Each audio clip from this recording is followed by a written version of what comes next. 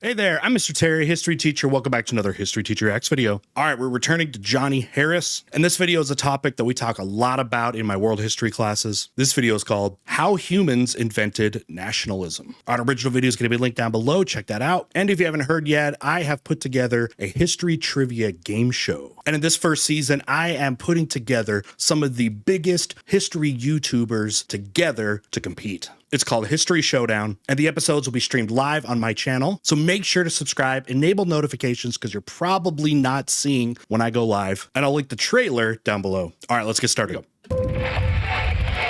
Our world is built on an idea. It's an idea so powerful that we fight and die for it. We draw our maps around it. It shapes our politics and forms the basis of our very identity, who we think we are. It's an idea so pervasive that you've probably never even stopped to notice how weird it is. Because here's the thing, this idea is completely made up. And even though it might feel like it's been around forever, it's an abstract concept. It's actually newer than you think. Actually, yeah, it is. Especially the modern form of nationalism. There are a couple key moments that people will turn to for that. One is the age of Napoleon in more recent history as a big one that rose a nationalism, especially through Europe. And nation can mean a lot of things. Like, what is a nation? Some people have defined it as kind of the same people in the same place. And then there's nationalism, which is like extreme pride in your nation. So extreme pride in your people and your place. Idea is called the nation. And it's a broader term. It says that a country is more than just the land drawn into a set of borders. Right. It's actually a giant community that is united by heritage and identity. It says that the people, the land, the state, they're all one thing. That thing is called a nation. You're not just a person who happens to live in a place called America. You're American. Louis XIV, l'état c'est moi, like I am the state. He used that in a little bit different term though. Or Brazilian, or Japanese, or Mexican, or Egyptian, Nigerian, Dutch, Micronesian. But let's stop a moment to learn the story of where this idea came from and how it took over everything. I'm interested to see where Johnny's Because once you do, so much about our world suddenly makes sense. Dude, we've already seen like 1,000 maps. I mean, it's Johnny Harris. What can you expect? So why countries aren't real? So, I mean, okay, we're getting a kind of interesting way to look at it. It's like, are we diving into some marks here? Stop identifying based off of these type of values, but more on like economic class, haves and have-nots, not by national identity so much. Are we rolling? We sure are. Great to see you. Great to see you. It feels wrong to call it made up, I know. Like, it sort of contradicts everything you've ever been told about the world. That's Max Fisher, my old colleague, who taught me a lot about journalism. Max was a New York Times columnist, he wrote this book, and now he hosts a couple of podcasts. And he recently planted this idea in my mind of just how fake countries really are. So I wanted to bring him on to help me understand it and then explain it to you. It really does feel like countries are like natural, like they're a fundamental law of humans and human society. Well, take France as an example. If I tell you France is made up, that feels wrong. I mean, it does feel wrong because I look at a bunch of old maps and like even way back in time, there is a shape on the map called France or the Kingdom of France, whatever, and it's changed. Well, and identifying yourself as French in a lot of these eras would not be a thing. That would not be something people would do. You would identify yourself in a much smaller definition of people. And that's not new. I mean, nationalism's just, it's a way of identifying on a much larger scale than probably we have in the history of our entire species. We've all identified ourselves in some kind of tribal fashion. And it's just about how large are those definitions, how small are those definitions. A lot of the ways that identification kind of can be and has been used is like, how many people and which people do I rely on and rely on me? And because you have a connection, it's hard to maybe feel a connection to somebody that has no influence over you or you have no influence over them. And as history has gone on, you have big empires and they collapse, and then you have like small groups, or you have feudalism. Those identities can get big, they can get small, and they're still like that today. But we do live in a time today where the idea of the nation state is as strong as it's ever been in human history. Changed, but like France was there for a really long time. But okay, think about it. Is that true? France, like most countries, is built around a story. And that story says that there's always been a French past. people who share a culture, an ethnicity, and an eternal connection to the land. The borders and the government might have changed over the years, but Frankish this land Empire. has always been some version You see what you see going on here. You see how it was getting larger. Let's go back to when this little map montage culture, begins. An ethnicity, and an eternal connection to the land. Okay, so we're talking, with Charlemagne, so the Franks. The Franks are actually from Germany, what today would be Germany, but are going to establish essentially pave the way for the France that we know today, and even their name. So you have them with like Charlemagne. This is Holy Roman Empire when they're going to start getting this, which you went all the way down to Italy, but like people at this time would not have identified themselves as like Frankish, even though you were under the rule of like the Franks. That's not how you identified, and people wouldn't have done that. So and then you'll see how much it changes over time. The border. Okay, so it breaks up after Charlemagne, and basically you get like a West Frankish Empire and an East Frankish Empire. But so you can see it's going to boom. It's going to kind of blow up after Charlemagne dies. This is where you're going to start moving in a direction that is kind of the France that we are going to know and love. But you can see how much smaller it is at this time. And then at this time, it was still you wouldn't even, you may speak some common languages, but it'd be a lot of dialects. But like even the modern idea of France would not have probably existed at this time. This is a feudal era, meaning there is no one like at this time truly in authoritarian power over this whole kind of area. It's feudal. You're more loyal and identify more with your smaller knit community than a larger nation state at hand. But what you're going to see is this era of kind of kings and kingdoms, and then eventually kind of the nation state. That's going to be a few centuries later, and you're going to see that with like all the Louis. They were big at that, at creating this absolutist type of rule and try to create much more of an identity of France. The borders and the probably government might have changed around now. Okay, so around probably now is when that's really starting to build. Over the years, but this land has always been some version of France. Wrong. It's not true. Okay, but show me why not. Okay, we think that borders like France's formed because they contained people with the same ethnicity who spoke the same language, right? Rarely happens, actually. A lot of it's more of its resources. A lot of these are formed from wars over areas that you were not seen as. That's why the term empire also becomes important, because I think, again, empire should not be used loosely. It should have, I think, more of the definition that actually John Green uses from Crash Course, which is kind of a ruling over a diversity of subject peoples.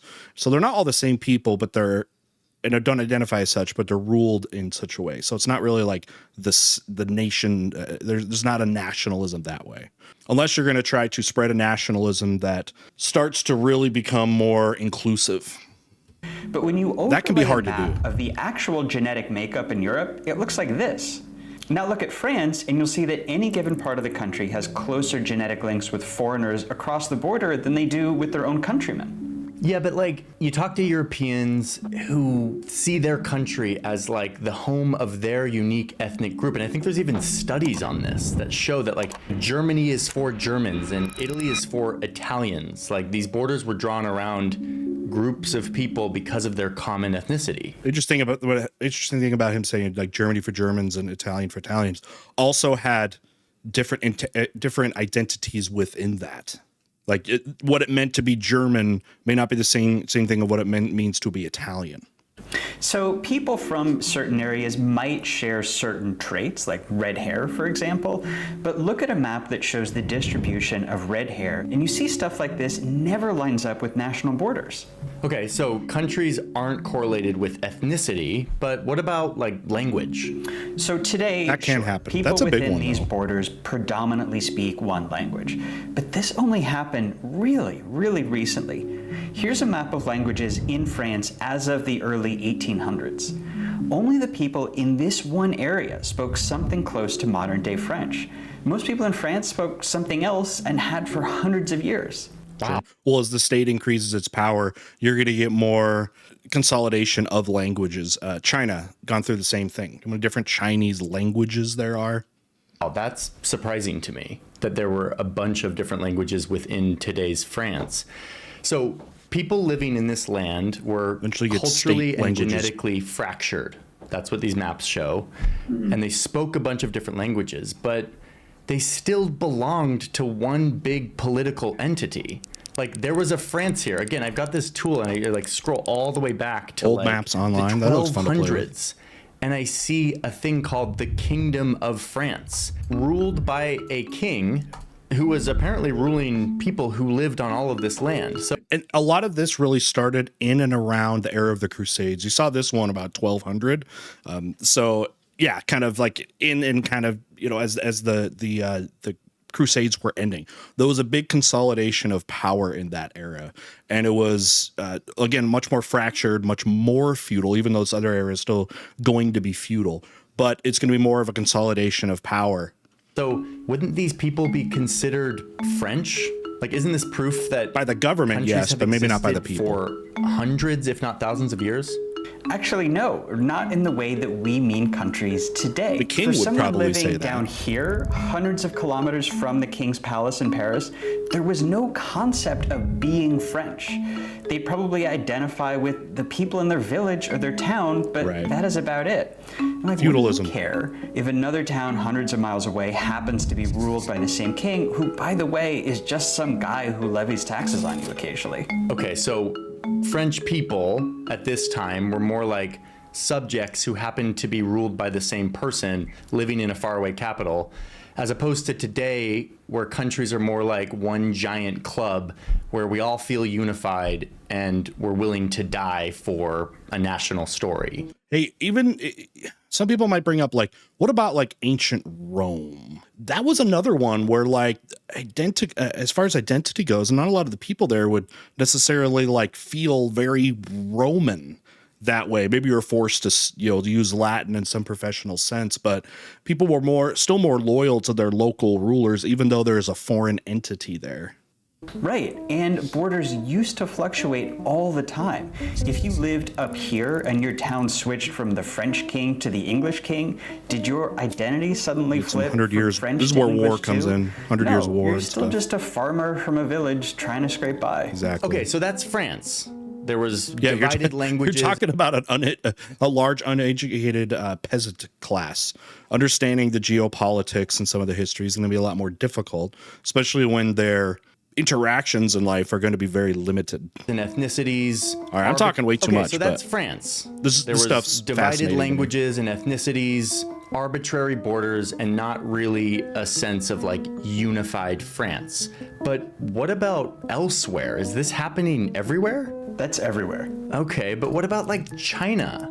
China was a place where you had a powerful imperial government. They were proud of their identity. They saw themselves as the world's central civilization. Like when I look at Chinese history, there seems to be this cultural identity that lasted and still seems to last into today. Well, I could see with it, like Johnny here is he's got kind of a script kind of going on with Max there. You can tell it's not a totally free open thing. He knows the history kind of China. He's trying to narrate it in a way for the audience to kind of hear something that they want to say. It's kind of a script. Yeah, definitely like a scripted conversation. But China has broken apart and unified many, many times. And the unification didn't even start till like almost turn of the millennium, or sorry, year zero, 2,000 years ago. And that took a whole lot of forced unification by the first Emperor Shi Huangdi and the Qin dynasty.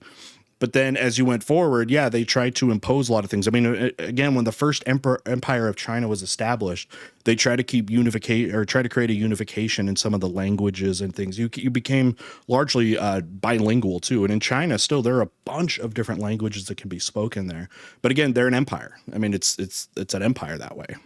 So that version of ancient Chinese identity that you're referring to, that was felt strongly among the political elite in the capital, but basically nowhere else. Most people under their rule did not speak Chinese and did not think of themselves. This is where Max is right. The borders were always shifting and even sometimes split between rival empires, which meant there was no fixed sense of what constituted multiple the Chinese people or Chinese dynasties. land. So actually very similar to the French story. So let's get back to that. If I look at my little time lapse of maps, eventually the shape of France does turn into France, the France that we know today. Even that is a product of the 20th century, those borders. How does that happen? A big step in that direction, and this applies for China too, is by becoming an empire. Okay. Empires. Yes, I know empires. That's something that I've actually looked quite a bit into, and I want to kind of approach the imperial history of France. When you think about it, most nation states today are empires, ruling over a diversity of subject peoples. And Europe and the world, but through this lens of it was very fractured, and sort of see where it goes from there. Napoleon, okay. Well, a lot of things, I guess. Before we go on, I'm flying to Saudi Arabia tonight, literally in a few hours. And one of the big issues that I face when I travel is staying connected on my phone. It's pretty CIA Johnny, is he on a mission? Let my phone connect to the local network, and my carrier back here in the United States charges me a ton of money every day. He's on a CIA mission. eSIMs, which is the reason I'm telling you about this is because it's the sponsor of today's video, Airalo. I just a moment ago, right before filming wants to make sure the Saudis went onto Airalo and found Saudi Arabia playing ball and went with through us. a literal 90-second sign up and checkout process where I was able to purchase a large data pack and get this QR code. At the moment I land in Saudi Arabia, I scan this and set it up on my phone, and boom, I will have access to high-speed data, a lot of it. And I got it for a really affordable price. Yep, if you he's travel, a spy. you should definitely download this app he's to a be spy. ready next time you land in a new place. Having high-speed Not internet undercover on your phone spy, is but so important when you're traveling, at least for me. He has to get on Airalo is making it so easy to get the CIA good, network. affordable, high-speed data packs. There's no SIM cards that you're installing, nothing physical. It's all digital and Y'all all heard very the smooth and easy. CIA There are Johnny over meme? 200 countries and We used to regions basically work for the represented CIA. who get an eSIM. So next After time his, you're going on the you know, road, like Mormon mission check in this out. I college. did this on my computer, but I'm college. currently downloading the app. Okay, I've got the app. I've signed up. No matter where I am in the world, I will easily be able to jump in and sign up for an eSIM. When you buy your first eSIM, you use the code Johnny3 and you will get $3 off your first eSIM purchase.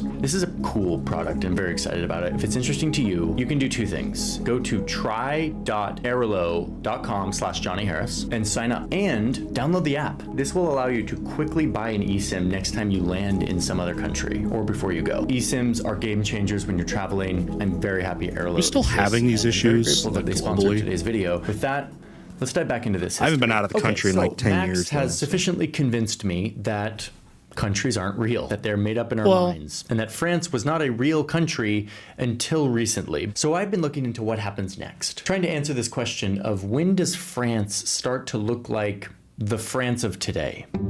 The first thing I thought of was Napoleon. the French Revolution, the late 1700s. What looks more like national spirit than a bunch of people rising up together to overthrow their king? This is true. It was a step towards nationalism because people did start to identify themselves more in a broader scale because of the revolution, because of how, pretty vast it was. Yes, it did happen in some of the urban areas, but it kind of, the rumblings and all this was going on in the countryside as well. That's why you're going to get the flag, the tricolor is going to develop and be created as a result of the French Revolution. And so this kind of paved the way. And what Napoleon, and he'll get into that, I'm sure here, was really able to almost weaponize that. That new nationalism. But it turns out that we're not even close. People at this time still basically didn't speak French. They didn't share some French identity. In fact, the French Revolution feudal can kind of still. be It seen was still as feudal. the start of the long road of building a French identity. The process of a bunch of fractured communities here the revolution under starts. one story. This revolution embodied a fairly new idea. By the way, his shirt is that sick. the government actually derives its Sweet legitimacy not from God or some other natural Divine right, right, but from the people themselves. Okay, that good. All of these. That's actually an interesting way to think of it. I didn't really tie into the philosophies of the Enlightenment and things like popular sovereignty and social contract into this idea of nationalism. But I guess that does make sense that it would sort of lay the seeds for nationalism, because the whole Enlightenment idea that becomes popular is that governments rule at the consent of the people, and that government shouldn't even really be in power unless they are elected by people. So I guess a way of early defining of a nation is, well, who gets to vote in this? And all of a sudden, maybe you are a nation in that sense. So kind of the birth of the modern republics and democracy, that makes sense. I didn't really connect those two. So let's see if that's where he's going, though.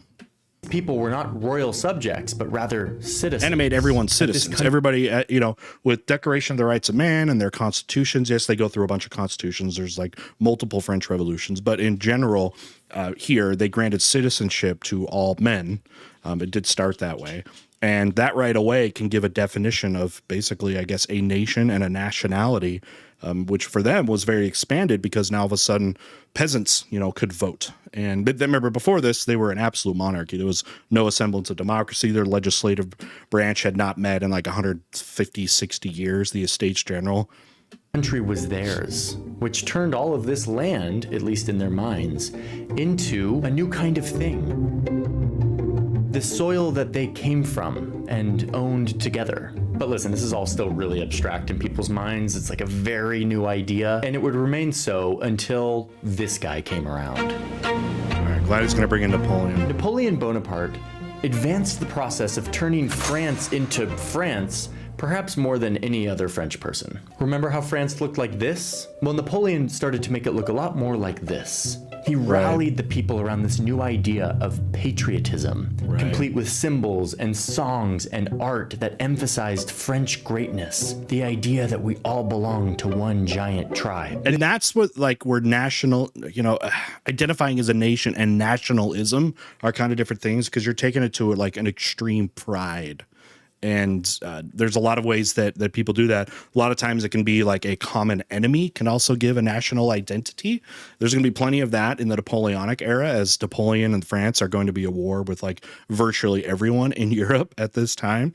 So there's a lot of ways, you can do that. So it can be by status under the state, which again had just changed. And then also through propaganda, which definitely Napoleon will do, but also just warfare and enemies kind of drawing lines themselves. This idea was further cemented when Napoleon recruited men from all around this country to come join his army, to fight for France, giving them the sense that they were all joined in a glorious national fight. It's like he had in to. the process, spreading that nationalistic idea all throughout Europe. Napoleon did something else. It's like they had to become nationalistic. You can see it in this painting. Instead of pledging loyalty to the Pope, as European kings had always done, he's crowning his wife. Here he is crowning himself. The Catholic Church at this time had been declining in power. We did that. He's also his wife Josephine, but yeah. Crowning himself. The Catholic Church at this time had been declining in power, and Napoleon was sidelining it in favor of himself, his imperial cult of personality. This was a pretty smooth power play, but it also helped shift people's sense of loyalty away from religion and towards their nation. By the end of his reign, Napoleon... He kind of brought back the church, though, because the church's political and financial authority was pretty much stripped away from them in their first constitution with the French Revolution. They took away their land.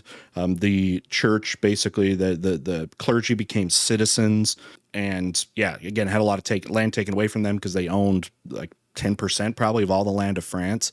And he actually kind of brought that back. They granted just full religious freedom in France, because before that they were Catholicism was the state religion. But he kind of made some sort of deals kind of with the church. And, one thing we have found with so many leaders, especially somebody who wants to be like an emperor or something like he's going to be, is to be able to have other institutions that support you. And religion had always been a big one for France, going back to their kings, was basically having the church and the state kind of almost unified in one. And he found kind of a way to consolidate the two and having that sort of authority. But big thing with that one, though, was not that like it was some big deal that the Pope wasn't the one kind of crowning him emperor, because there was no, that's not how it worked in France really anyways. But he was essentially crowning himself because there was no authority to do that. Also, it was supposed to make him look good, make him look better. That like, all right, I guess I'll, or what's the famous phrase? Like, I found France, or I found the crown in the gutter or whatever. Rather than just like usurping it. France was pretty unrecognizable from those. Let me go back. By the end of his reign, Napoleon's France was pretty unrecognizable from those scattered, loosely connected kingdoms that had dominated this land for many, many years. It was looking a lot more like one thing, like a country. Well, and even after he's but dead, there's still a lot more to do before France they're still going to protect France's as borders. unified as we think of it today. The revolution eventually faltered. These Napoleonic wars. Well, so he had spread. I mean, they had eventually, with Napoleon, they had controlled Spain. They controlled a bunch of Central Europe too. Then after like the Congress of Vienna, you're going to see France and the other borders actually are going to start to consolidate as well. So the idea after Napoleon's reign was basically over by these European leaders was to pretty much surround France with other large states. So you're going to see here, if he gets the map going together, that much larger states are going to be formed, and there's going to be more of a balance of power. So it's another interesting way that states can change is with common threats. Didn't really work out. But then something bigger happened. Industrialization. Okay. What Napoleon and others previously had done had helped unify France kind of mentally, psychologically. But what industrialization does is it unites it physically with iron and concrete. Like Here infrastructure? come all these factories, and factories need trains to bring in raw materials and to send out finished products. So you see all these new By the way, I train didn't really networks think about that it put France's before. towns within just a few hours of each other, interlinking communities that had always been separated by distance. In turn, this brought more Right. people into the cities. Melting pots of people True. from all over the country now swirling around together. All of their little regional identities were mixing into a new French identity, something they all shared. Factory work more and more required people to read, so the government built a national school system. They taught the French language, along with French national pride and values. Soon all the Bretons... One of the things that you hear of criticism of modern schools is that we still resemble a lot of that industrial era, I guess, curriculum and kind of how we grade and what we teach and that sort of thing. And it might be kind of an outdated thing because, again, it was made during the Industrial Revolution to produce industrial workers. and the Occitans would become Frenchmen. The school teachers were kind of like heroes. They were nicknamed the foot soldiers on the front lines of this effort to indoctrinate the next generation in this new national identity. That did happen. Rising literacy meant mass media. By the way, this thing that he's saying right here is not unique to, like, say, France. Germany is going to be unified here in sec here, and nationalism was very much part of the curriculum of these schools. These schools coming in at that same time as industrialization had key parts of their curriculum that taught about history and literally was teaching nationalism and patriotism from a young age. And where you're going to see that is within the next generation of people in these countries that are going to be fighting in like World War I. And we know how big of a deal nationalism played in that war, especially for how favorable it was and how eager countries were to go to war. But you can see where that generation of ultra nationalists is starting to take place. Newspapers. Now people could read about the events of the day, making them feel a part of a community.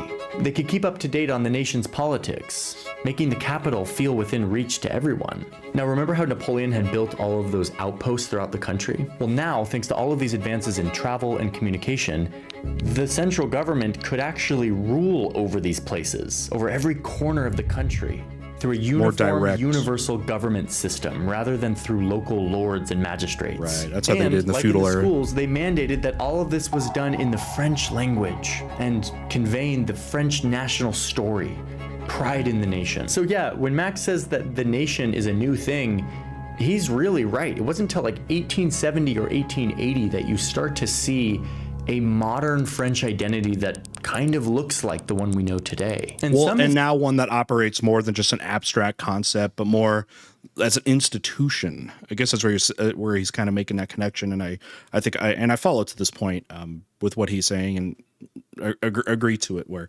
again, the abstract ideas happened late 1700s, early 1800s. And now with modern technology and things, it's becoming institutionalized. Historians, like the guy who wrote this book, argue that it didn't really fully happen until the 1910s, like 100 years ago. Some beautiful maps in this because book, it's second generation. So, countries are a new thing. But here's the deal. Our leaders don't want us to know that. In France, the ruling elite at the time didn't want to admit that France was kind of a new thing. That would sound way too weak and delicate. So they kind of constructed a national mythology that implied that France has kind of been around forever.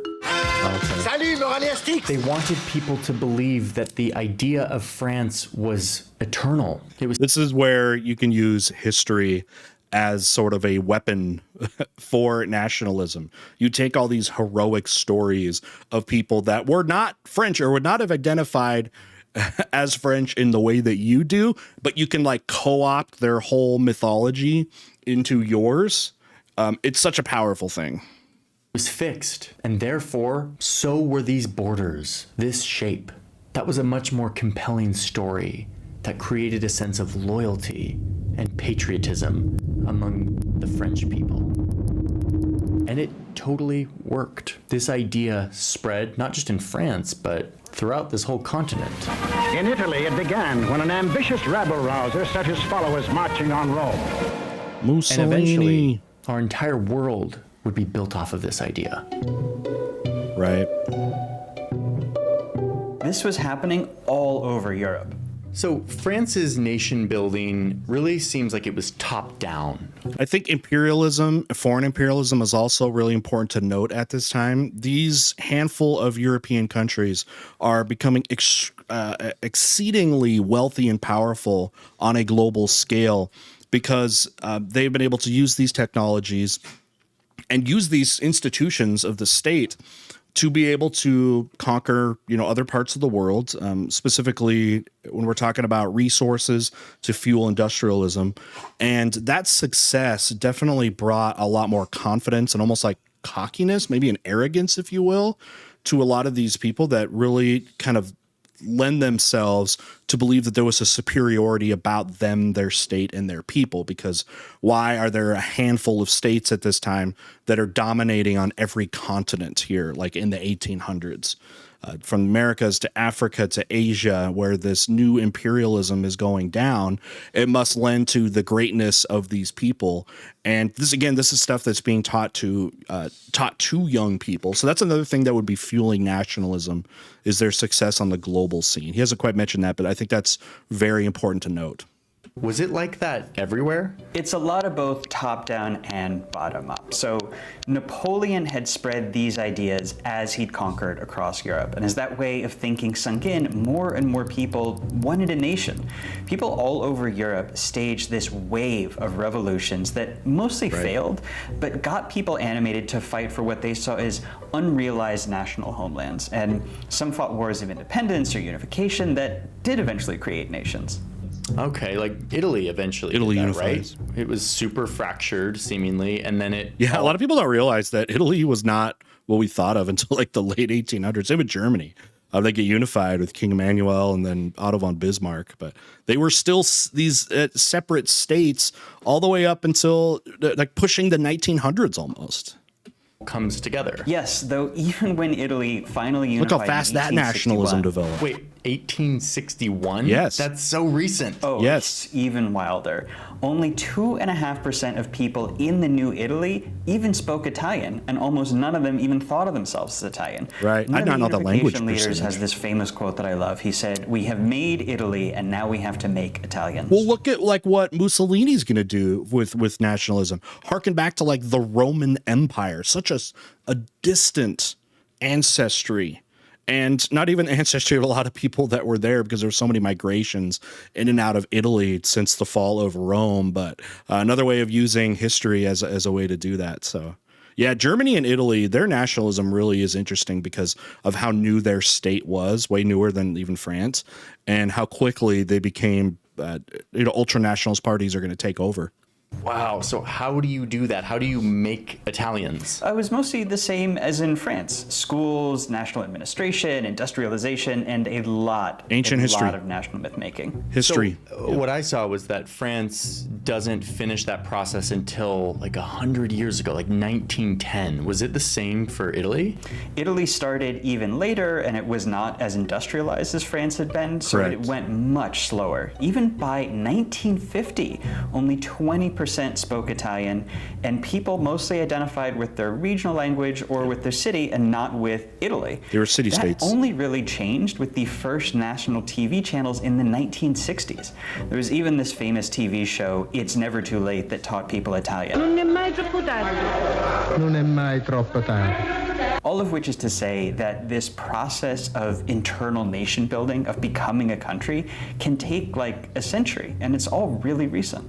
What's crazy about this is once you start to really get your head around the national myth, you kind of see it everywhere. And you start to see how much it has influenced our modern history, identities that have led to war and conflict all over the world. So let's go back to Europe really quick and look at a few more, like Germany. Germany unified in like the 1860s and 70s. Its process was a lot like Italy's. And it actually inspired other countries to rise up with this ethnic nationalism all across Europe, carving old empires into Austria, new countries. Serbia, Romania, Norway, Bulgaria, Albania. A lot of them followed a similar template. But the invention of all of these new countries was... Well, some of these were part of former empires, like the Ottoman Empire. Ideas of nationalism came out in the Balkans, really in opposition to the Ottomans. So you have that as well. So there's a lot of reasons. But yeah, you can see how they're growing. Let's say like Austria-Hungary and how actually diverse that region is, because it's full of people down from like Bosnians. And then again, you got Hungarians, you got Austrians, you got Czechs, Slovaks, all types of different people. It was kind of like a powder keg. And the Russian Empire exploded into the First World War. The winners got together and redrew the entire map around the national idea. One nation for one people. The idea is that... for places that lost the war, not for places that won the war. And add in Russia, but they pulled out of the war. And because they were basically going commie, they were pretty much perceived as an enemy after the war. But yeah, the idea of self-determination, where people want to develop their own nation states, was still something that was not really loved, because it's still an era of imperialism. Really, it's going to take World War II to break that next stage up. This would kind of create peace, because if one people were just in these boundaries, then there would be no need to fight wars, right? Wrong. Because borders were never going to be perfectly drawn around a people. Like, especially this not is in Germany's border, but this is where all the German speakers are. You can see they don't line up. So instead, all of this redrawing of borders... Well, that's what Mustache Man wanted to do. Ultra-nationalists rising up across Europe on promises to conquer the land that they considered rightfully theirs. Got to add the Great Depression here, because these fascist movements were also in response to what they believe were the problems of the economic problems that came from World War I and then World War I itself. That nationalism, this idea of nationalism, was seen as a response that could fix those problems. And it's not really going to, but it's just a way to scapegoat problems. And the use of ultranationalism was a great tool that a lot of people used and has been used in economic crises, as well as economic successful areas. Which led to yet another world war. And this gets to the dark side of the idea of a nation. Right. It very naturally brings the persecution of minorities. Because if a nation is supposedly defined by its shared ethnic identity, in groups, out groups, then anyone who is not in that majority identity is an outsider. Right. They're a threat to the character of the nation.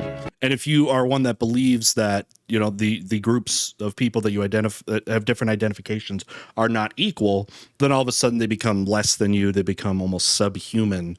And because of that, can be pretty much done with in any way that you want. And this is where the flaws of nationalism can come out, and how in some ways it can be self-defeating. Now, of course, the national identity, the national character, the ethnic identity, all of this was made up. But boy, did people start to believe that it was real. Fascists would go on to murder millions in the name of nationalism. Among other things, but yes. Was basically invented 70 years earlier. So we've been talking about Europe, but things like railways and mass media spread around the world, and so did the idea of a nation. Just like in Europe, communities tied by language or history started to think of themselves as nationalities, ready to fight for nations of their own. Oftentimes, this happened in places where people were forced together by arbitrary imperial borders. Africa's the perfect example of that, with them being carved up in the scramble for Africa. I think a lot of you know, if you were in any kind of world history class, that these borders that are here were European enforced borders, basically to be able to establish boundaries, not for the people that live there, but to have an agreement amongst other imperial nations. And these borders do not represent cultural borders. Sometimes they don't even represent like geographic borders. Sometimes they do. A lot of them do. But more importantly, do not necessarily control or really resemble the diversity of Africa. If you want to look at it from the way that people identify in other places, it becomes very problematic for Africa. But in the post-World War II era and the decolonization era, that's where you start to get the ideas of African nationalism. And you had attempts of trying to unify people in larger scales, say like Pan-Africanism, of trying to unify Africans on a larger scale, kind of like what Europeans had done before. And a lot of those efforts did not necessarily go well.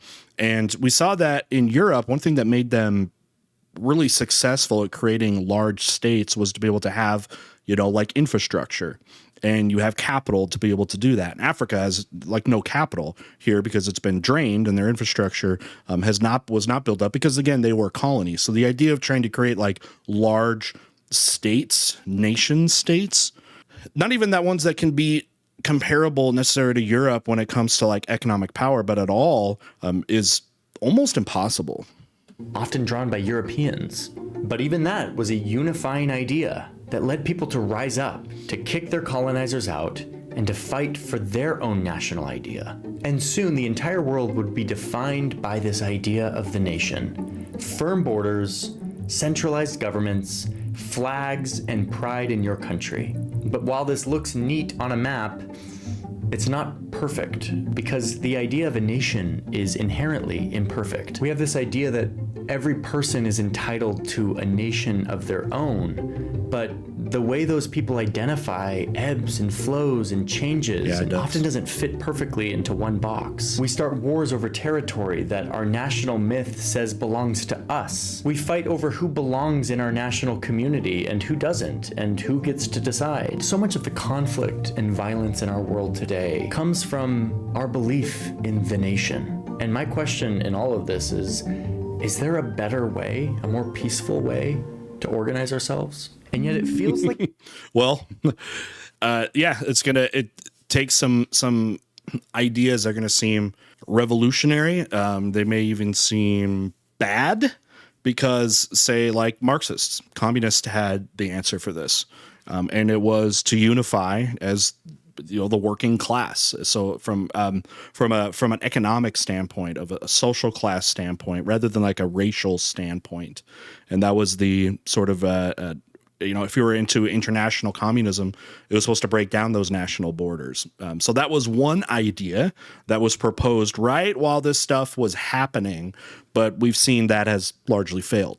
Like we're stuck in this way, these identities that seem so firm, and they seem like they're getting like firmer and more intense every year. Dude, that guy's like, huge. This is the only way that we can organize our world. by countries and nationalities. The good news is that it's not necessarily as fixed as you might think. National identities can change. Like, let's go back to France, where it's becoming more accepted that you can be French regardless of your race or religion or your place of birth. But at the same time, there's also a rising backlash to that clings to the idea of France as just for the French. That's because these countries still live in the ashes of imperialism, and they're still dealing with that.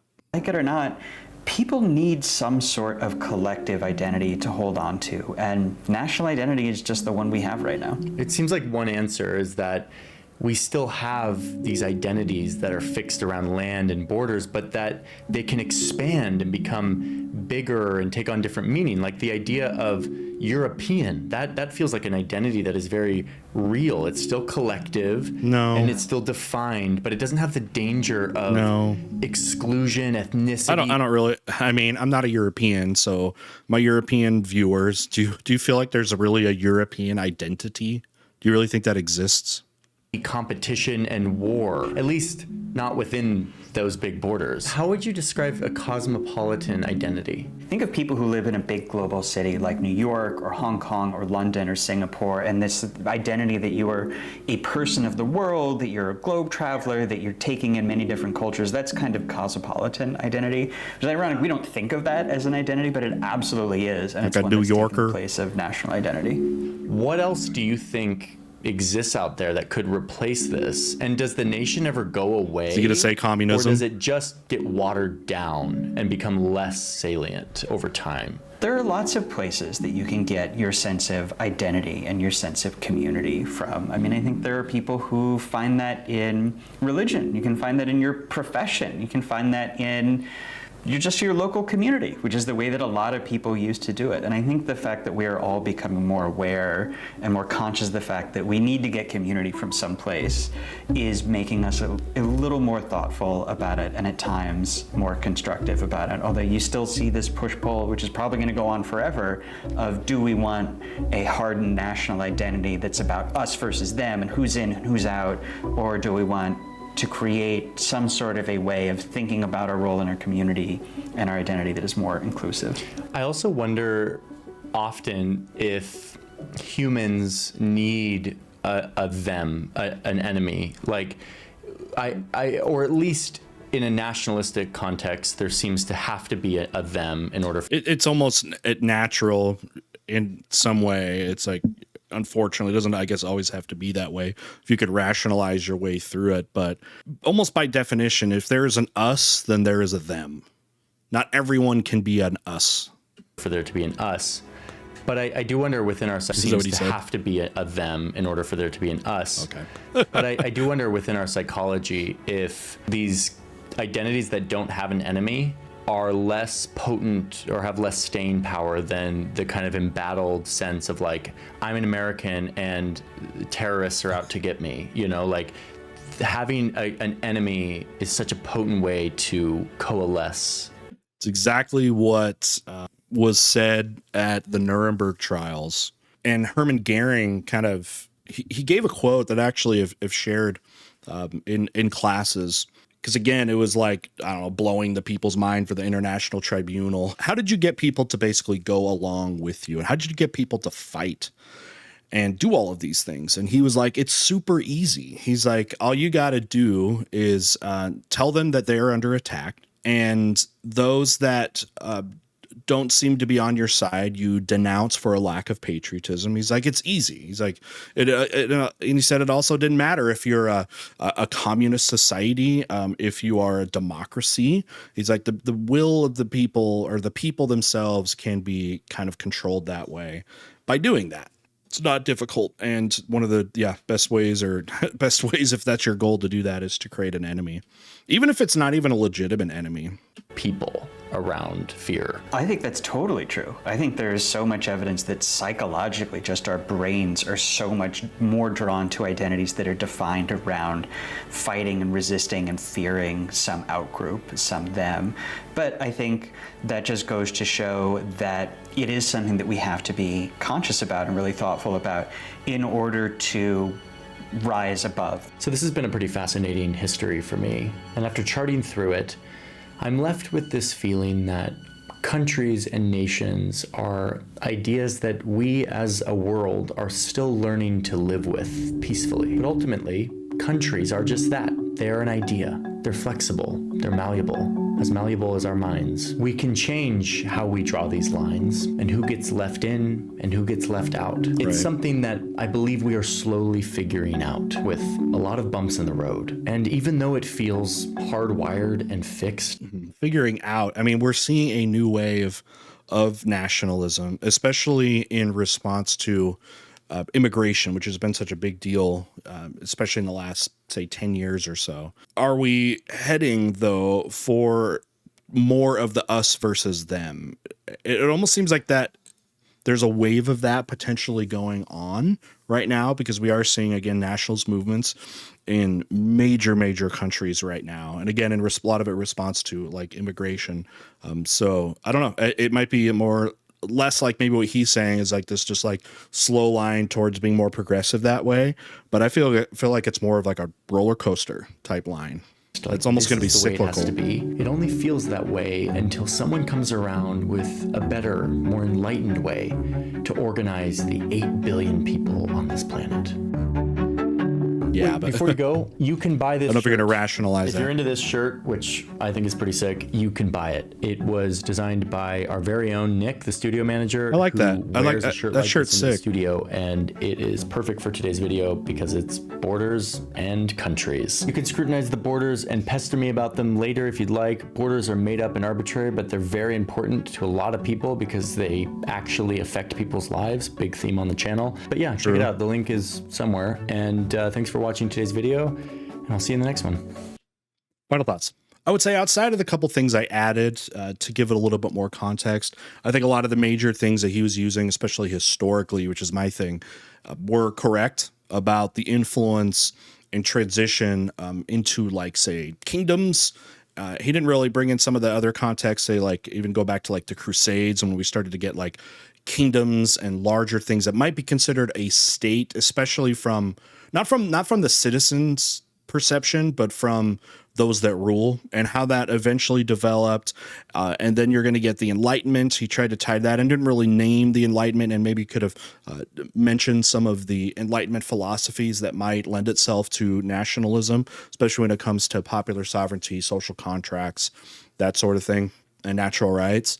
But as far as him getting into then like how the French Revolution kind of paves the way for Napoleon, and the Napoleon's going to pave this way for other nationalism around Europe, and then getting into Industrial Revolution and tying that, I thought that he was pretty good with that. So anyway, what do you have to say? What do you think about this idea of nationalism? What do you think about it from historical perspective, and when we can start to see nationalism, when that term could start to be, I guess, used in a historical context? How has nationalism changed? What do you think the future of nationalism is? Let me know all these things down below. And with that, we'll see you all next time.